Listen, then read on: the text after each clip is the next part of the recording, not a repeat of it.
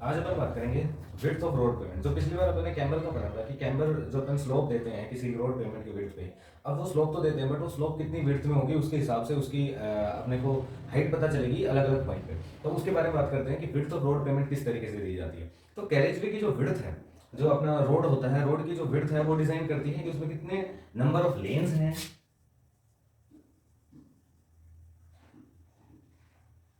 कितनी number of lens हैं और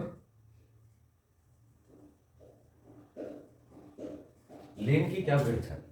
नंबर ऑफ लेन्स मतलब कि हमारा जो रोड का पेमेंट है, जैसे मान लीजिए एक रोड का सेक्शन है, इसमें हम कितनी ट्रैफिक को अलाउ कर रहे हैं। लेन का मतलब हो गया कि एक तरफ का ट्रैफिक का मूवमेंट जो हो पाए, जितने स्पेस में जितने विड्थ में एक वे का ट्रैफिक का मूवमेंट हो पाए उतना स्पेस, वो एक हमारा लेन हो जाता है। जो कि और फिर ऑब्वियस बात है कि जितने नंबर ऑफ लेन्स हो जाएंगे उतना ज्यादा स्पेस अपना बढ़ता जाएगा, उतनी ज्यादा विड्थ बढ़ती जाएगी।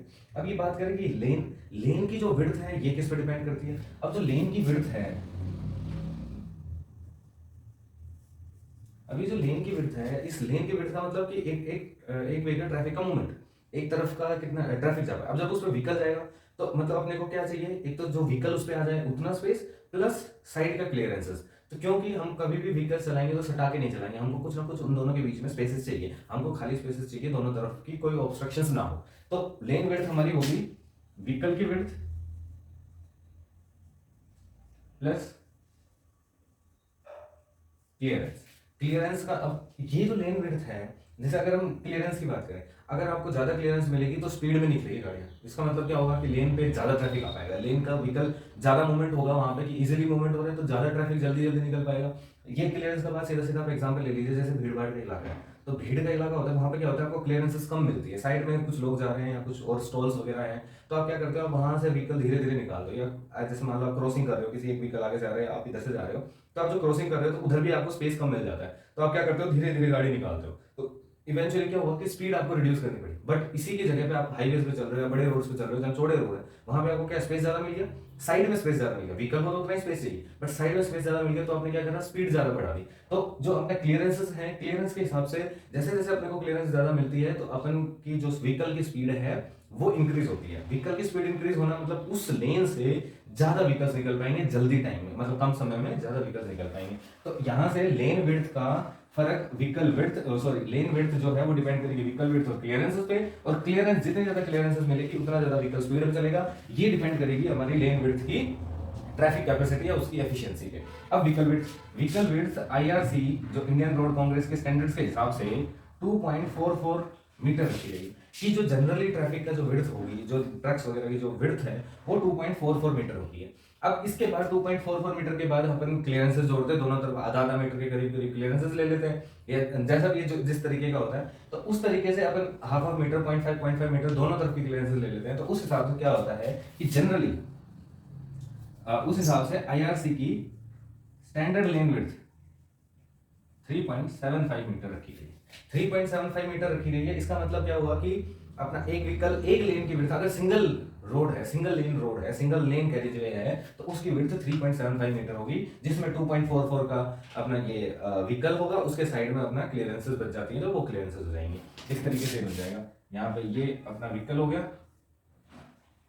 2.44 मीटर, करीब करीब 2.5 मीटर, इधर में अपना 0.6 और इधर में 0.6, तो 1.2 प्लस 2.4, तो करीब करीब 3.7075 के करीब ये हमारी विड्थ आ जाती है। ये एग्जैक्टली इसको फिगर को मैच करने के लिए 7.3 ऐसा कुछ 7 हो गया 7.3 या 7.28 इस तरीके की फिगर आ जाती है। तो ये अपना इस तरीके से अपना ये सिंगल विड्थ जो होती है 3.75 होती है।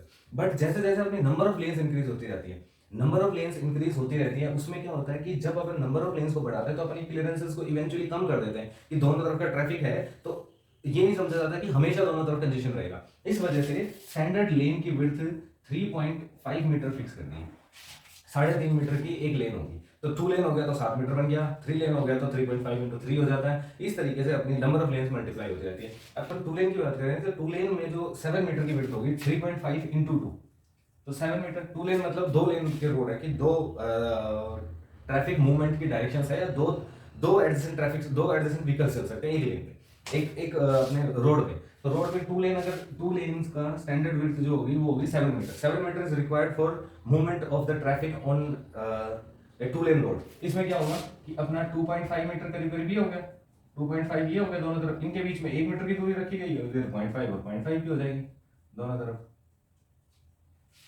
तो दोनों के बीच में 1 मीटर, 2.5 मीटर, 2.5 मीटर, 0.5 मीटर। अब ये तो हमारे स्टैंडर्ड टू लेन रोड की बात होगी 7 मीटर की। मगर क्या होता है, आपने देखा होगा कि दोनों तरफ रोड के पत्थर लगे होते हैं, जिसको अपन बोलते हैं कर्व स्टोन। ये क्या होता है, ये रोड की एक बाउंड्री हो जाती है, इनके बीच में हमारे को लेन एडजस्ट करनी पड़ती है। बट क्या होता है, अगर अपना ये कर्व स्टोन जब लगाते हैं तो एक ह्यूमन टेंडेंसी है कि कुछ चीज अगर एडजेसेंट में है तो अपन आप उससे दूर से गाड़ी चलाते हो, आप उससे थोड़ा सा दूर गाड़ी रखते हो। क्यों रखते हो? कि हमारी गाड़ी उससे भिड़ ना जाए। इस चीज को कैटर करने के लिए इस चीज को कैटर करने के लिए दोनों तरफ अपने को और विड्थ इंक्रीज करनी पड़ती है। पहले 0.25 हुआ करती थी ये,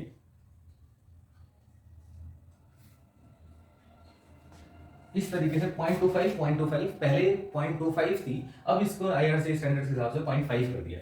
अब जो 0.25 है, 0.25 को अपन बोलते हैं क्योंकि ये कर्व की वजह से है, कर्व की वजह से, और कर्व की वजह से हमारी क्या होती है, शाइनेस। कर्व की वजह से शाइनेस है कि कर्व जब पत्थर लगाया है आपने तो अपन ये करते हैं कि अपन उससे अपन दूरी बनाने की कोशिश करते हैं, कि हम उसके पास जाने की कोशिश नहीं करते। तो इस तरीके से इसको याद रख सकते हैं कि कर्व से हम शाय हो रहे हैं, तो कर्व से आप दूरी बनाते हो, तो कर्व से दूरी बनाते हो उसकी वजह से आपको 0.25 और 0.25 का होता है। इस वजह से टू लेन स्टैंडर्ड तो ये हो गई कि विदाउट कर्व स्टोन, ये आ गई विदाउट कर्व स्टोन, और with curve stone, with curve stone में अपना आधा मीटर और ऐड हो जाएगा, तो 7.5 मीटर का with curve stone two lane carriageway मिल जाएगा। तो two lane carriageway with curve stone की विड्थ होगी 7.5 मीटर। 7.5 मीटर किस हिसाब से होगी ये मैंने बता दिया। 7 मीटर किस तरीके से होती है ये बता दे। 7 मीटर होने का सीधा सीधा है कि 3.5 मीटर अपने स्टैंडर्ड लेन विड्थ रखी है। जब आप सिंगल लेन की बात कर रहे हैं तो उसमें क्या होता है कि जो दोनों तरफ की क्लियरेंसेस है वो बढ़ जाती है, बट जैसे आप टू लेन करते हो तो स्टैंडर्ड 3.5 अज्यूम करके लेन विड्थ की उसको मल्टीपल ऑफ 2 कर देते हैं, तो अपन इनटू ट्वाइस हो जाती है, दैट मींस 7 मीटर हो जाती है। But this 7 metre is without kerb stone. जब आपका कर्व स्टोन हो जाता है तो अपन उसकी कर्व शाइनेसेस आ जाती हैं, दोनों तरफ कर्व शाइनेसेस आ जाती है, तो 0.25 उनका ऐड हो जाता है, जिसकी वजह से अपना 7.5 मीटर टोटल कैरिज विड्थ हो जाती है। अब इसमें एक चीज और बच जाती है, एक इंटरमीडिएट कैरिज विड्थ और डिफाइन करी गई है आईआरसी में, जिसकी विड्थ 5.5 मीटर रखी गई है। ये जनरली उन जगहों पे रहता है जहां पे कम वॉल्यूम ऑफ ट्रैफिक है, मगर वहां पे सिंगल लेन से काम नहीं चल रहा क्योंकि दोनों तरफ का ट्रैफिक मूवमेंट है। अब दोनों तरफ का ट्रैफिक मूवमेंट जब है तो उनको स्पेस चाहिए होगा जब अपने को ओवरटेक करना है। अब जब उनको क्रॉस करना है आपस में, तो क्रॉस करने के लिए जब वो क्रॉस करेंगे तो धीरे स्पीड से कर लेंगे, बट जब उनको आगे चलना होगा तो स्पीड उनकी इंक्रीज हो जाएगी।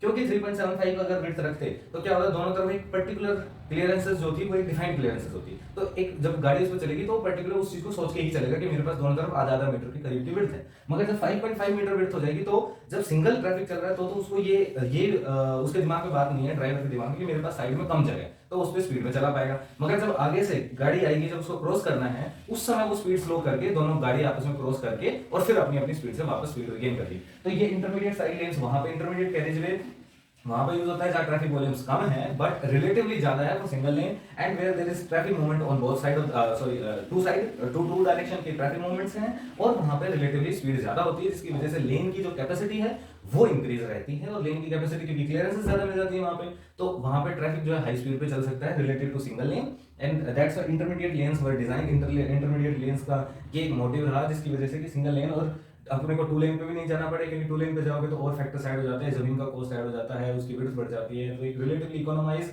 सेक्शन बनाया गया 5.5 मीटर का। So this was all about road payment.